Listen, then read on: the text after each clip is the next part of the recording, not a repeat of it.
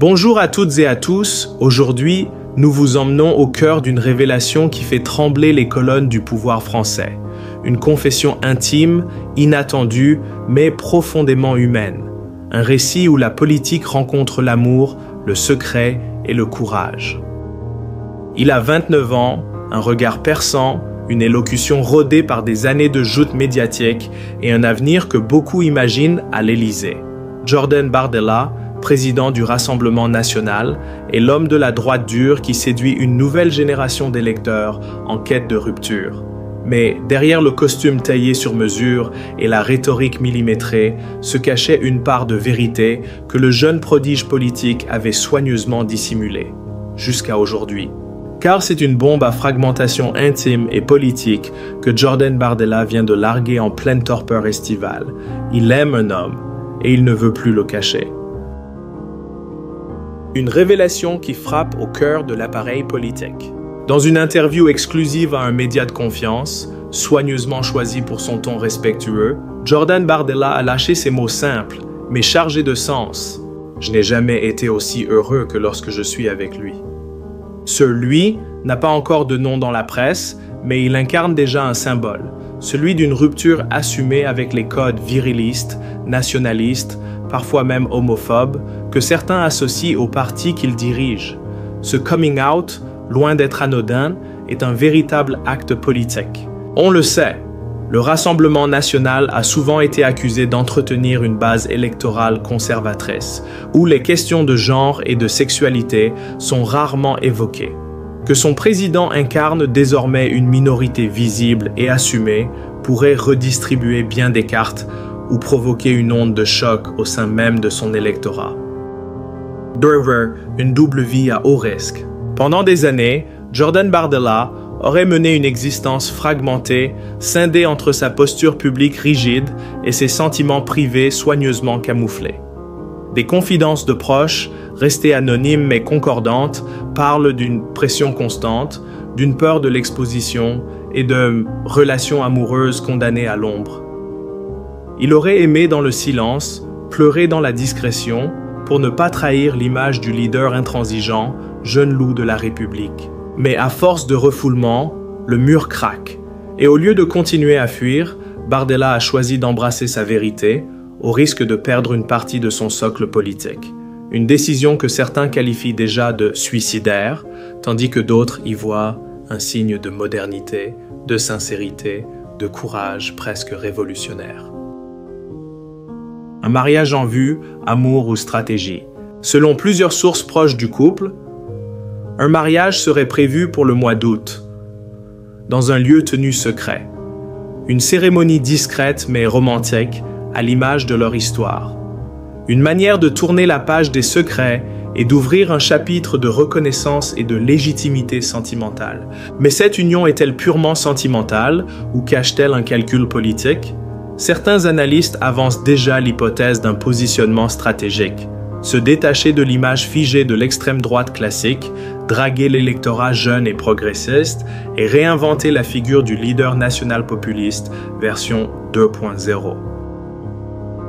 Entre soutien chaleureux et critiques féroces. La nouvelle a provoqué une onde sismique sur les réseaux sociaux. En quelques heures, le nom de Bardella s'est hissé en tête des tendances Twitter, TikTok et Instagram. Les messages affluent « Bravo pour ton courage », enfin, un politique qui assume, trahison des valeurs françaises. La fracture est nette, révélatrice d'une société en transition. Le soutien de certaines figures politiques, même de camps opposés, témoigne d'un changement d'époque. Mais, au sein de son propre parti, les réactions sont plus nuancées, parfois glaciales.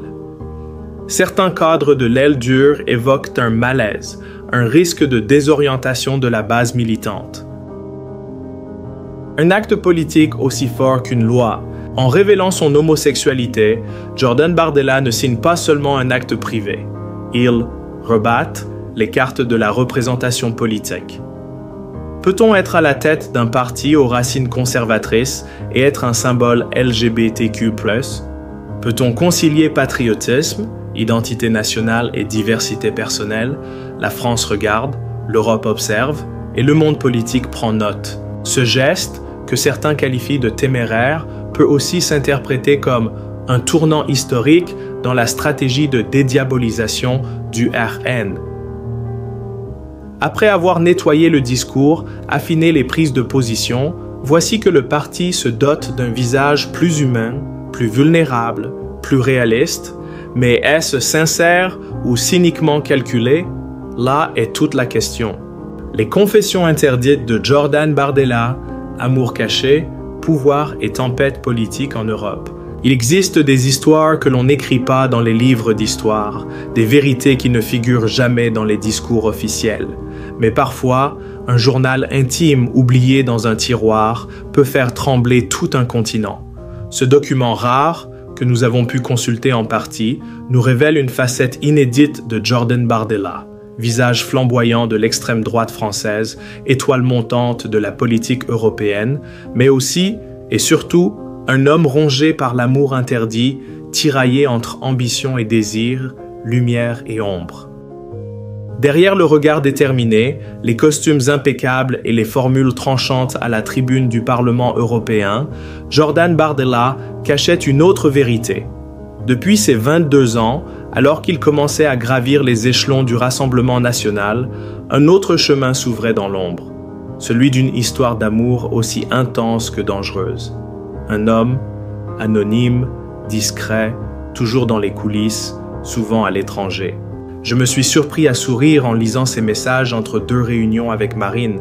Il est la seule lumière dans un monde de calculs et de faux-semblants.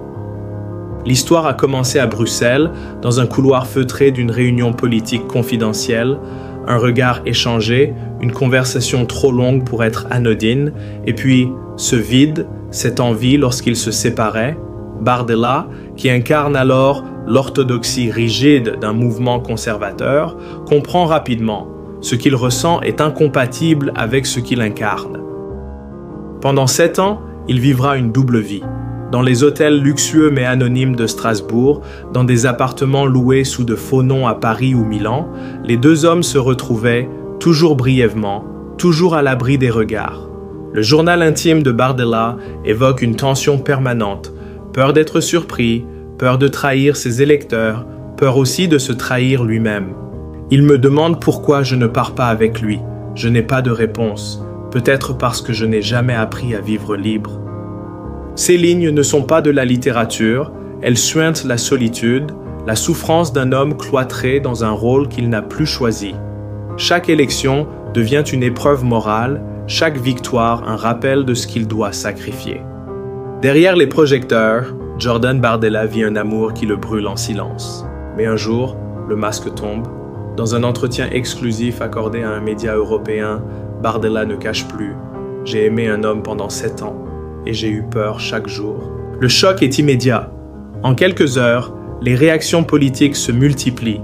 Certains crient à la trahison idéologique, d'autres saluent un courage rare. Car il ne s'agit pas simplement d'une révélation personnelle, c'est tout un échafaudage politique qui vacille. Comment un homme, héritier politique de Marine Le Pen, chef d'un parti historiquement hostile aux droits LGBTQ+, peut-il assumer un amour homosexuel et envisager même un mariage? La question ne se pose plus seulement en France, elle explose à l'échelle européenne. À Bruxelles, les eurodéputés s'interrogent, les conservateurs polonais s'insurgent, les Italiens du groupe Identité et Démocratie se divisent. Le nom de Bardella, autrefois synonyme d'ordre et de discipline morale, devient l'étendard paradoxal d'une nouvelle ère, celle où même les figures les plus rigides de la droite populiste doivent affronter les réalités humaines qu'ils ont longtemps combattues. Le mariage annoncé, prévu dans un château discret en Normandie, n'est plus un simple acte privé. C'est un symbole, et peut-être pour certains, une menace. Le pape s'en inquiète à demi-mot, des chefs d'État feignent de ne pas réagir, mais dans les couloirs, les diplomates savent. Ce coming out pourrait bien déclencher une recomposition inattendue du paysage politique conservateur. Le Rassemblement national se déchire en coulisses. Plusieurs cadres historiques se désolidarisent, mais une partie de la jeunesse militante, plus ouverte, plus connectée, voit en Bardella une figure moderne, courageuse. La fracture n'est plus seulement idéologique, elle est générationnelle. Et cette fracture dépasse la France. En Hongrie, en Slovaquie, aux Pays-Bas, des voix s'élèvent pour réclamer une droite nouvelle, plus inclusive, moins dogmatique. Ironie du sort, Bardella, qui voulait incarner la continuité d'un héritage politique, pourrait bien devenir l'initiateur d'un bouleversement profond.